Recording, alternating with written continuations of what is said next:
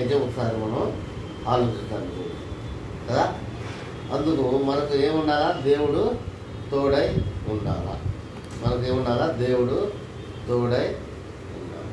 కాబట్టి మనం ధైర్యం పోల్చుకొని ఎలా ఉండాలంటాడు దేవుడు.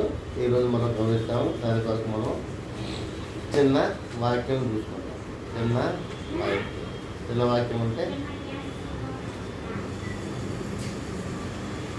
ఉపవాస శక్తి ప్రార్థన.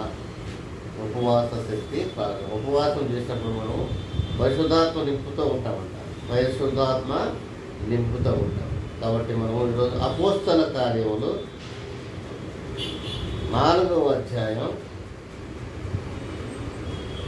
అపోస్తల కార్యములు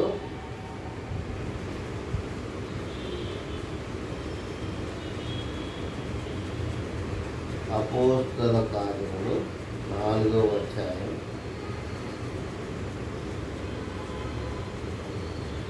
31వ వచనం ఒకసారి చదువు.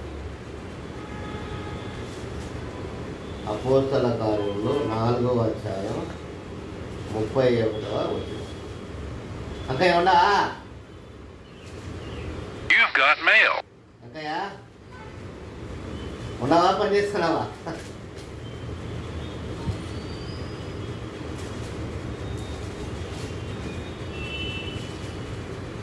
అపోస్తల కార్యములు 4వ అధ్యాయం 30. అందరం కలిసి చదువుకుంటాం. లేచి నిలబడినారా? ఒకసారి లేచి నిలబడండి. అందరం కలిసి చదువుకుంటాం. 4వ అధ్యాయం 30. వారు ప్రార్థన చేయగానే వారు కూర్చున్న చోటు కంపించెను. అప్పుడు వారందరూ పరిశుద్ధాత్మతో నిండిన వారై దేవుని వాక్యమును ధైర్యముగా బోధించేది. చిన్న ప్రార్థన చేసుకుంటాం. మహాపరిశుద్ధ పరలోకము తండ్రి, మహోన్నతుడ, సర్వాధికారి, జీవము గల దేవ, జీవాధిపతి, అయా ఒకసారి ఈ ఉపవాస ప్రార్థన శక్తిలో ఏముందో గమనించటకు ఇవి ఇచ్చిన వాక్య భాగాన్ని బట్టి మాతో మాట్లాడండి అయ్యా. మీరు మా పరిశుద్ధాత్మతో నింపి ప్రతి ఒక్కరిని ఆత్మీయంగా దైవాత్మతో నింపి ఈ వచనంలోని మర్మమును మాకు గ్రహింపు చేసే శక్తిని సంపాదించుకొని మీరే మహిమ పొందవాలి. నజరేయుడైన యేసుక్రీస్తు అతి పరిశుద్ధనామమున అడిగి వేడుకుంటున్నాను తండ్రి, ఆమేన్. ఏమంటున్నాడు అక్కడ? వారు ప్రార్థన చేయగానే వారు కూడి ఉన్న చోటు కనిపించెను. వారు ప్రార్థన శక్తి చూడండి. వారు కూర్చున్న చోటు ఏమైందంట? కంపించింది. అంటే షేక్ అయిపోయింది. అర్త్కేక్ వచ్చేసింది. అక్కడ ఏమవుతుంది? భూకంపం వచ్చింది. ఏమవుతుంది అక్కడ? భూకంపం కంపించి మళ్ళీ ఏమైంది? ఇంకోటి ఏం జరిగింది? పరిశుద్ధాత్మ. మనమంతా పరిశుద్ధాత్మ నింపాలి. ఎందరైతే దేవుణ్ణి అంగీకరించినారో వారందరికీ ఏం కావాలి? మనకు పరిశుద్ధాత్మతో నింపాలి. అంతవరకు మనలో ఏ ఆత్మ ఉంది? దురాత్మ ఉంది. దురాత్మ అంటే ఏంటంటే యేసు ప్రభువును దేవుడిగా అంగీకరించగా ఉండడమే దురాత్మ. యేసు ప్రభువును దేవుడుగా అంగీకరించకుండా ఎంతమంది ఉన్నారో వాళ్ళందరిలో ఏముంది? దురాత్మ. ఇది ఖచ్చితంగా నేర్చుకోవడం. ఇది ఖచ్చితంగా నేర్చుకో. వాళ్ళు ఎటువంటి వ్యక్తి అయినా కావచ్చు, వాళ్ళు చీఫ్ మినిస్టర్లో కావచ్చు, ప్రైమ్ మినిస్టర్లో కావచ్చు, వాళ్ళు ఎవరైనా కావచ్చు, వాళ్ళు ఏముంది? పరిశుద్ధాత్మ లేదు. ఎందుకంటే యేసు ప్రభువును దేవుడని అంగీకరించాలి. ఒకటే ఒక గుర్తు. ఎంతమంది అయితే లోకంలో మనం చూస్తున్న వాళ్ళు పెద్ద పెద్ద హాస్పిటల్లో కావచ్చు, పెద్ద పెద్ద ధనవంతులే కావచ్చు, పెద్ద పెద్ద విద్యావంతులే కావచ్చు, పెద్ద పెద్ద డాక్టర్లే కావచ్చు, పెద్ద పెద్ద మంత్రులే కావచ్చు, పెద్ద పెద్ద రాజులే కావచ్చు, ఎవరైనా కావచ్చు, మన ప్రభువు రాజులకు రాజు, ప్రభువులకు ప్రభువు. అటువంటి ప్రభువును దేవుడిగా ఎరగని ప్రజలందరూలో ఏముంది? దురాత్మ ఉంది. అందుకే వాళ్ళ కళ్ళకి ఏమొచ్చింది? గుడ్డితనం వచ్చింది. వాళ్ళ కళ్ళకి ఏమొచ్చింది? దురాత్మ అంటే ఏంటంటే సాతాను, మహాఘట సత్వము మొట్టమొదటిగా అవ్వ యొక్క కళ్ళు మూయబడేసి, అవ్వ యొక్క కళ్ళు దేవుని మాటకు అవిధేయత చూపుటకు కళ్ళను ఏం చేసింది? కప్పివేసింది. కళ్ళను కప్పివేసింది. ఆ అపవాది ఈ భూ సంబంధమైన విషయాల్లో ప్రతి ఒక్కరిని లొంగ తీసుకొని ప్రభు అయిన యేసుక్రీస్తు దగ్గరికి రాకుండా నియంత్రణిస్తుంది. ఈ సత్యాన్ని కూడా మనం గ్రహించాలి. ఇది మనం చూస్తున్నాం, గమనిస్తున్నాము. కానీ దేవాదేవుడు ఇక్కడ ఏం చెప్తాడు? వారు ప్రార్థన చేయగా. ఎవరు ప్రార్థన చేశారంట? ఎవరు మా ప్రార్థన చేసింది? 25వ వచనం ఒకసారి ఉంది. అన్య జనులు ఎలా అల్లరి చేసేది, ప్రజలెందుకు వ్యర్థమైన ఆలోచనలు పెట్టుకునేది, ప్రభు మీదను ఆయన క్రీస్తు మీదను భూరాజులు లేచింది, అధికారులు ఏకముగా కూడుకొని అని నీవు పరిశుద్ధాత్మ ద్వారా మా తండ్రియు నీ సేవకుడైన దావీదు నోట పలికించితివి. ఏవి జరగవులని నీ హస్తము నీ సంకల్పము ముందు నిర్ణయించను వాటంటిని చేయుటకై నీవు అభిషేకించిన నీ పరిశుద్ధ సేవకుడైన యేసునకు విరోధముగా హేరోదు, పొంతి పిలాతు అన్ని జనులతో ఇశ్రాయేలు ప్రజలతో ఈ పట్టణం నిజముగా కూడుకున్నది. ప్రభువా, ఈ సమయమందు వారి బెదిరింపులు చూసి రోగులను స్వస్థపరచుటకు నీ పరిశుద్ధ సేవకుడైన యేసునామం ద్వారా సూచకులైన మహత్కారములు చేయుటకు నీ చేయి చాచి ఉండగా నీ దాసులు బహుధైర్యముగా నీ వాక్యమును బోధించుటకు అనుగ్రహించుము. ఇది వాళ్ళ ప్రార్థన. ఏం ప్రార్థన అంట? బహుధైర్యముగా యేసు ప్రభు యొక్క వాక్యాన్ని ప్రకటించాలి. అదే ఆ ధైర్యం ఎక్కడి నుంచి వచ్చిందంట? ఇప్పుడు చూడండి. వారు ప్రార్థన చేయగా వారు కూడిన చోట కనిపించను. అప్పుడు వారందరూ పరిశుద్ధాత్మ నిండిన వారై దేవుని వాక్యము ధైర్యముగా బోధించేది. ఇప్పుడు ఏమొచ్చింది? మళ్ళీ వాళ్ళకు ధైర్యం. Very good. ధైర్యం వచ్చింది. ధైర్యం ఉండాలి. మనలో ధైర్యం ఉండాలి. యేసు ప్రభు అంటే మనం విశ్వాసం అన్నప్పుడు మనలో ధైర్యం ఉండాలి. దాన్ని ప్రకటించేదానికి మనం ఎటువంటి అనుమానం ఉండకూడదు. ఎటువంటి అవమానం జరిగినా భరించాలా, ఎటువంటి కీడు జరిగినా భరించాలా, ఎటువంటి విషయంలో అయినా మనం భరించి ఆయన వాక్యాన్ని మనం ధైర్యంగా ప్రకటించేదానికి సిద్ధ మనుషులు కావాలా. కాబట్టి ఉపవాస ప్రార్థనలో మనకేం కావాలా?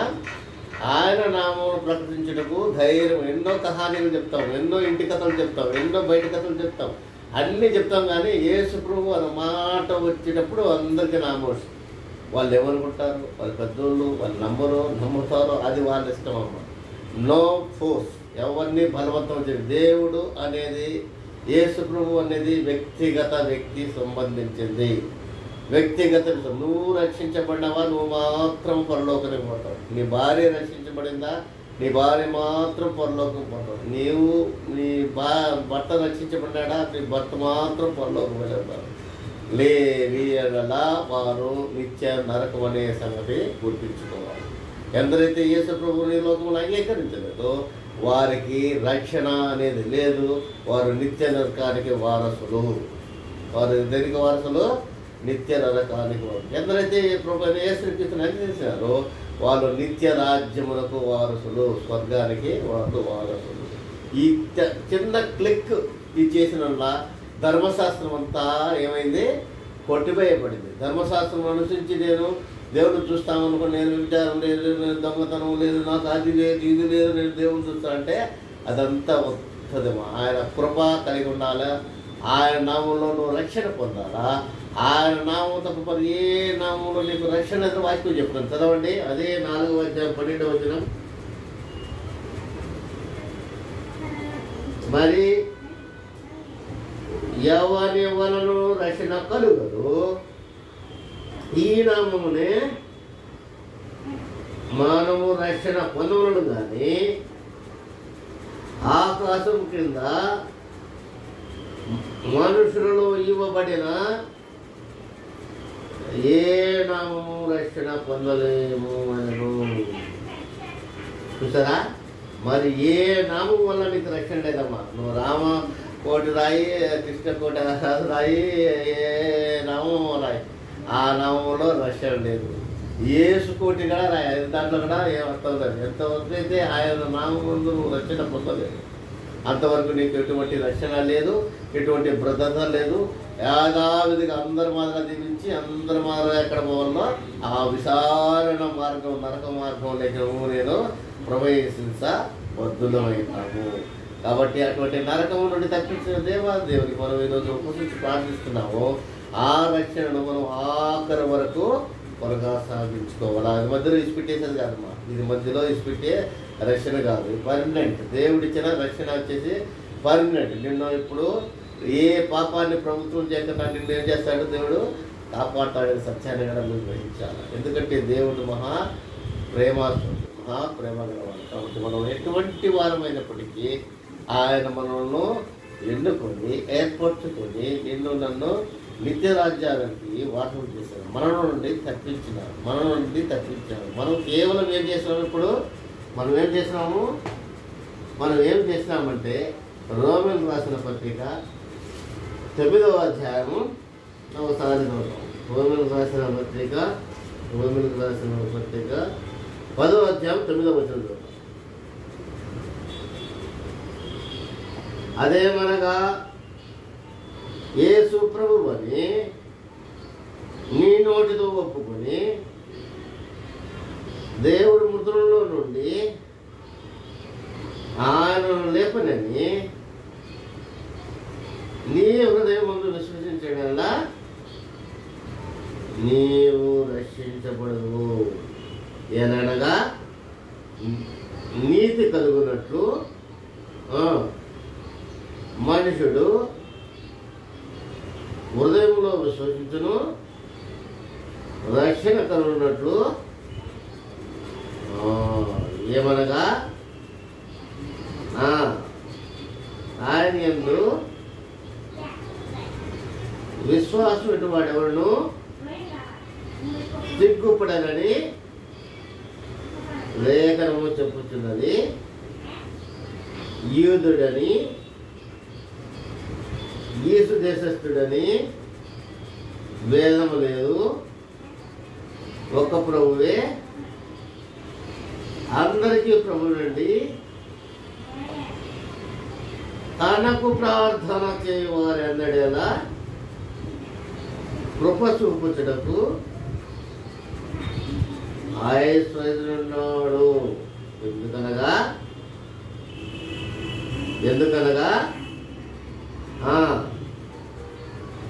ప్రభువు నామమును బట్టి వాడెవడో వారు విశ్వసింపని ప్రార్థి వారు ఎట్లు ప్రార్థన చేయదు అనగా ఇప్పుడు మనం నోటితో ఒప్పుకున్నవాడు ఏం చేస్తున్నాడు అక్కడ?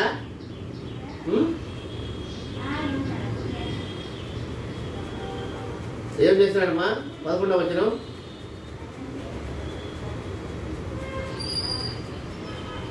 ఆయన యందు విశ్వసించు వాడెవడను, ఆయన యందు విశ్వసించడం సిగ్గుపడాలని మన వాళ్ళు చాలా సిగ్గు. ఆరాధించడం అంటే చాలా సిగ్గు. నోటి ముత్యాలు రాలిపోతాయి ఓపెన్ చేస్తే కదా. ఆరాధనలో చూస్తాం కదా మనం, ఆదివారం ఆరాధనలో చాలా సిగ్గు. ఏమనుకుంటారో మనం మనుషులు ఏమనుకుంటే మనకేముందా?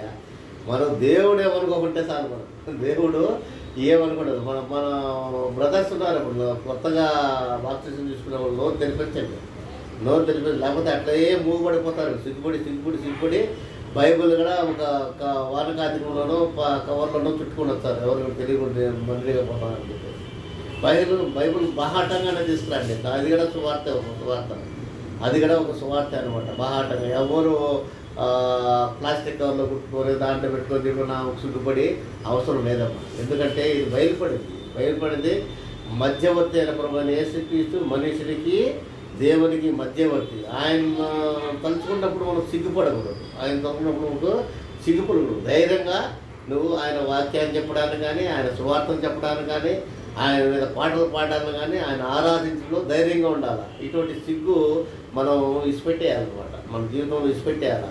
అటువంటి మన మందిరంలో మన సంఘంలో అటువంటి మంది ఎంతమందికి ఆ సిగ్గు ఉందో ఆ సిగ్గు తొలగి ప్రతి ఒక్కరూ దేవుని నోట ఆ మాట ఆయన ఆరాధన ఉండాలని మనం ఈరోజు ప్రార్థన చేస్తాం. ఏ ఒక్కరూ నశించకూడదు, ఏ ఒక్కరూ సిగ్గుపడకూడదు ఆ నామములో. ఎందుకంటే మనం ఎవరు సంపాదించుకున్నాము? మనం ఎవరిని సంపాదించుకున్నామా? ఫిలిప్పీయులకు రాసిన పత్రిక 3వ అధ్యాయం 9వ వచనం. మనం ఎవరిని సంపాదించుకున్నాము? ఫిలిప్పీయులకు రాసిన పత్రిక 3వ అధ్యాయం 9వ వచనం.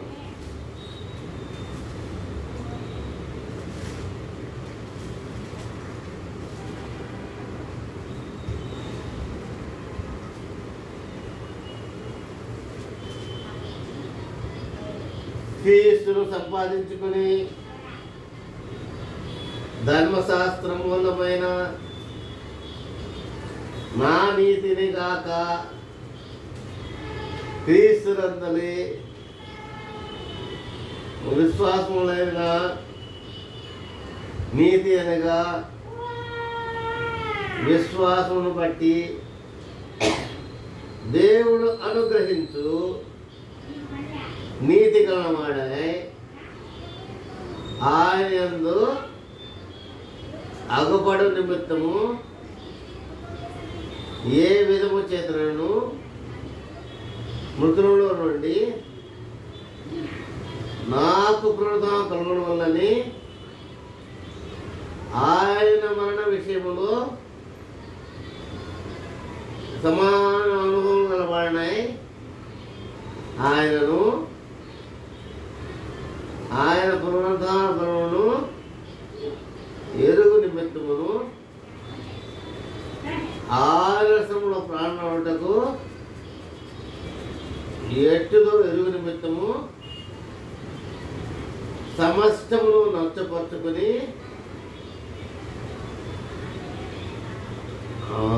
వాటిని పెంటతో సమానంగా ఎంచుకొని ఉన్నారు. హల్లెలూయా. చూసావా, ఎటువంటి పౌలు వచ్చేసి ఆయన మంచి ధనవంతుడు, మంచి ఆర్థిక, మంచి బైబిల్ పండితుడు అన్నమాట. యాక్చువల్లీ బైబిల్ పండుడు ఆయన, మంచి బైబిలుడు. ఆయనకున్నదంతా దేవునితో సమానం అనుకున్నాడు, పెంటతో సమానం అనుకున్నాడు. సకల విద్యలు ఆయనకు తెలుసు, అన్ని విషయాలు తెలుసు. అందుకే క్రైస్తవులు చాలా హింసించినాడు ఆయన. ఎందుకు హింసించినా అంటే ఇది కాదు, ఇది కాదు, కాదు కాదు అని చెప్పేసి చాలా హింసించి చాలా బాధపరిచాడు, అన్ని విషయాలు తెలిసిన వ్యక్తి కాబట్టి. కానీ దేవుని దర్శనం ఎప్పుడు ఆయనకు వచ్చిందో, రక్షణ భాగ్యం ఎప్పుడు వచ్చిందో, వీటన్నిటినీ ఏం చేశాడు ఆయన? దేంతో సమానం వింటున్నారా? దేంతో సమానం? పెంటతో. మన జీవితంలో అటువంటి ఏమన్నా ఉన్నాయా? మనం ధనాపేక్ష కలిగారు ఉన్నామా? లేకపోతే మనం మన కుటుంబ రక్త సంబంధంతో మాట్లాడాలంటే ఏమన్నా అవుతుందో, లేకపోతే వాళ్ళని చెప్పాలంటే ఏమవుతుందో అనుకుంటున్నామా? సిగ్గుపడుతున్నామా? లేకపోతే మనం వదిలిపోతారని అనుకుంటున్నామా? మనకు మ్యారేజ్ కాదు అనుకుంటున్నామా? నాకు పిల్లలు ఉన్నారు, నాకేముందే ధైర్యం ఉన్నారు అనుకుంటున్నావా? అవన్నీ పంటతో సమానం అంట, అవన్నీ పంటతో సమానం. ఈ రోజు గాలి తీసేస్తే రేపు అందరు కాలిపోతుంది. ఇప్పుడు చూసారా కేరళలో ఏం జరుగుతుందా? బురదలో చేపలు పట్టినారు. ఎప్పుడున్నా మీరు బురదలో దిగి చేపలు పట్టినారా? ఎవరన్నా ఒక్కరైనా పట్టినారు అక్కడ చేపల? ఇప్పుడు ఆ బురదలో అమ్మ తలకాలు లేస్తున్నాడు ఆడ కేరళలో. కొండ సిరుగుబడి మంచి పర్యాటక స్థలం అది, టూరిస్ట్ ప్లేసు, దేవాలయం ఉండే ప్లేస్ అది. ఆడ ఆ వరదలు వచ్చి ఆ కొండలు విరిగి ఆ బురదలో ఈ శవాలన్నీ వచ్చేసి కొరతలు కొరవేల తలకాలు పైన పెట్టున్నారు. దేవుని యొక్క ఉగ్రత చూడండి ఎలా ఉంది. కాబట్టి మనం బ్రతికినా చనిపోయినా క్రీస్తుని నమ్మాలా, మనకు కలిగినదంతా సమస్తంతో పెంటని నమ్మాలా. అలాగే ఆయన నామమును ఆయన నామమును ప్రకటించడంలో సిగ్గుపడకూడదు, ధైర్యంగా ఉండాలా, పరిశుద్ధాత్మతో నింపి ఉండాలా. అటువంటి కృప మనందరం కలగాలి. ఈరోజు మనం గట్టిగా ప్రార్థన చేస్తాం, అటు కృపను మనం అంగీకరిస్తాం. ఇంకొక విషయం చూసుకుంటాం. ఇప్పుడు ఏమైంది? ఇప్పుడు మనం ఏం సంపాదించుకున్నాము? క్రీస్తును సంపాదించుకున్నాం. క్రీస్తును సన్నాము కాబట్టి మనకు ఎటువంటి సిగ్గు అవసరం లేదు, ఎటువంటి అనుమానం అవసరం లేదు. గొప్ప విశ్వాసంతో మన కలిగినదంతా పెంటతో సమానంగా క్రీస్తు చూసి ఆయన వద్దకు మూటకు మనం ఆఖరి శ్వాస వరకు ఆయన నామమున మనం రక్షణ పొందున్నాం. కాబట్టి అట్టి గట్టి నమ్మకంతో ఉండాలని మనం ఈరోజు ప్రార్థన చేస్తాం. ఎందుకంటే ఈ ప్రార్థనలో ఇంకొక విషయం ఉంది. ఏముంది? ఈ ప్రార్థనలో మన ప్రాణాన్ని కూడా దక్కించుకున్నాను అనమాట. మన ప్రాణాన్ని దక్కించుకుంటాం. ఎలా దక్కించుకున్నాం మన ప్రాణాన్ని? యేసు ప్రభువుకు ఎంతమంది సహోదరులమా? యేసు ప్రభువుకు ఆయన కూడా కొంతమంది పుట్టారు. ఎంతమంది పుట్టారు? సహోదరులు ఉన్నారు, సహోదరిమణులు ఉన్నారు. చూడండి, మార్కు సువార్త 6వ అధ్యాయం 3వ వచనం. మార్కు సువార్త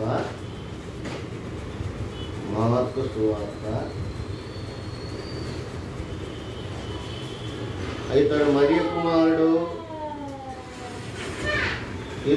కుమారుడు కాదా? ఇతడు యాకోబు, యూదా,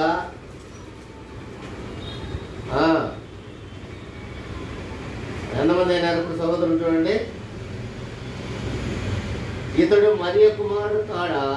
ఇతడు యాకోబు, యాసే, యూదా, సిమోను అనువాది సహోదరుడగు వడ్లవాడు కాదు. వడ్లవాడు అంటే ఏమన్నా గుర్తి?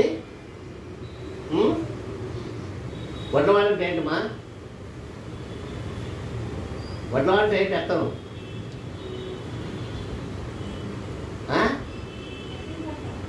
వడ్లవాడు అంటే అర్థం ఏంటి చెప్పు? ఆచారి. వడ్లవాడు అంటే ఎవరు? ఆచారి. ఎవరు వడ్లవాడు అంటే ఎవరు? వడ్లవాడంటే వాటరింగ్ అంటే ఆచారి కదా. మన ఆచారులంతా ఇప్పుడు యేసుప్రభువు నమ్మినారు, కానీ ఆయన సొంత అన్నదమ్ములను నమ్మలేదంట. మన ఆచారులతో యేసుప్రభువు నమ్మి రక్షణ పొంది నిత్యజీవానికి వారసులైనారు, కానీ ఈయన సొంత అన్నదమ్ములు ఎవరు? మన సొంత అన్నదమ్ములు ఎవరు చెప్పు? యాకోబు, ఏసే, యూదా, సీమోను అనువారి సహోదరుడు వడ్లవాడు కారా? ఇతని సహోదరులందరూ మనతో ఉన్నారు కారా అని చెప్పుకోవచ్చు. ఆయన విషయమై అసలు ఏదో ఈ వడ్లవాడిని ఎందుకు నమ్మేది నేను, ఈ దేవుడిని ఏదైనా వాళ్ళ ఆయన విషయం ఏమో అభ్యంతరపడి లోకంలో ఇదే కథ. ఇప్పుడు లోకంలో ఇదే కథ. ఆయన తక్కువ చూపించడానికి ఇదే కథ. ఆయన తను తాను తగ్గించుకొని దేవాదిదేవుడైన దేవుడు, ఆత్మస్వరూపైన దేవుడు మానవ శరీరం అవతారానికి ఆయన ఎటువంటి సిగ్గుపడలేదు. ఆయన దేవుడై ఉండి మానవుడయ్యేదానికి సిగ్గుపడలేదు. కానీ మానవులు మాత్రం మనము భలే సిగ్గుపడుతున్నాం దేవుళ్ళు అయ్యేదానికి కదా. కాబట్టి ఈ విషయం తను తాను ఎంత తగ్గించుకున్నాడో మనం అవగాహన చేసుకోవాలి. యేసు ప్రభువు దేవుడై ఉండి ఏమయ్యాడు? మన కొరకు శరీరధారి అయిపోయినాడు. ఆత్మగా ఉన్న దేవుడు మన కొరకు శరీరధారి అయిపోయి తన ఆఖరి పొట్టు వరకు రక్తము కార్చి మనము రక్షించినాడు. ఇటువంటి గొప్ప వ్యక్తిని వాళ్ళు ఏమంటున్నారు చూడండి, చదవమా. అందుకు యేసు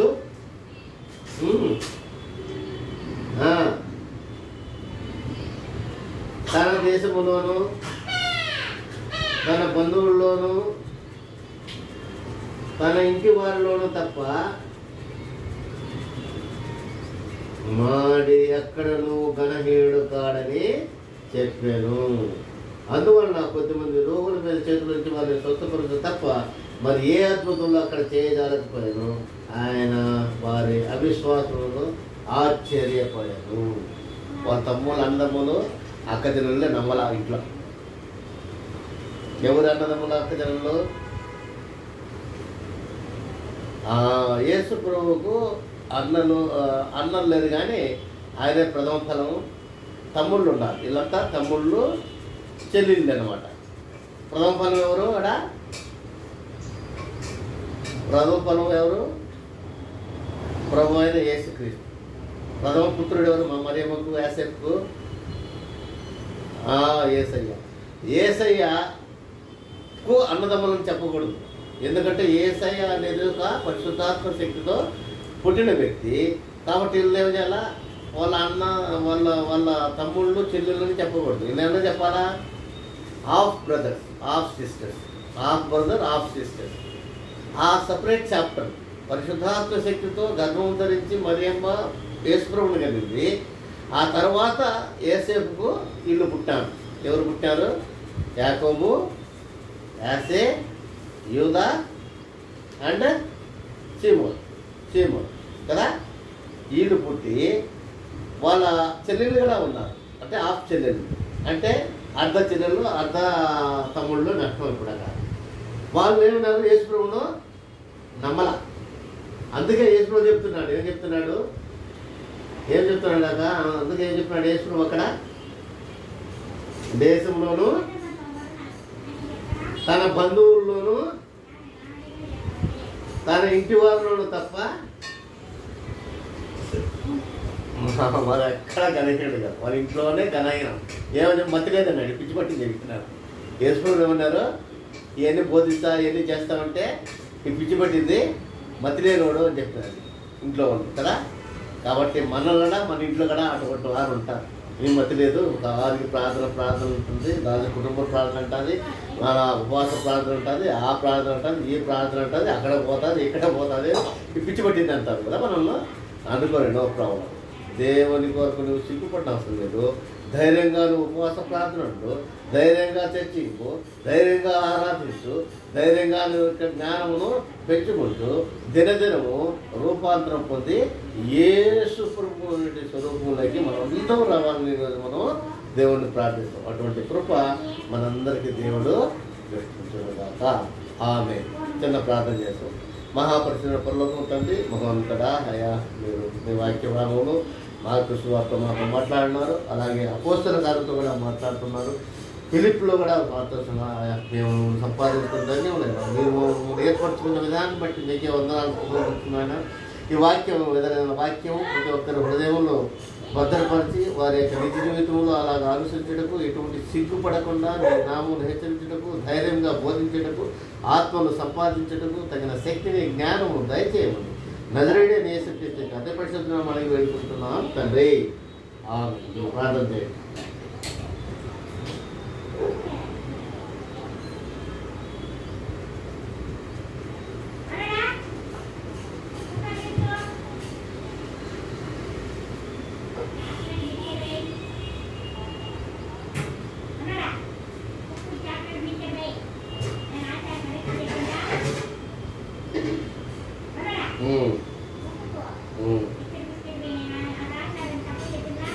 కరెక్ట్.